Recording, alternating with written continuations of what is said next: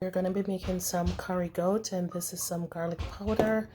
I'm going to use some all-purpose seasoning, and I'm going to be using this curry, some fresh garlic along with this, and some fresh ginger.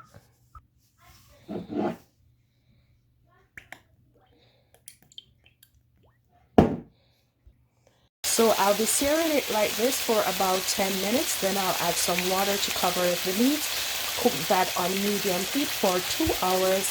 I'll check it at about the 1 hour mark and add water, enough water when necessary.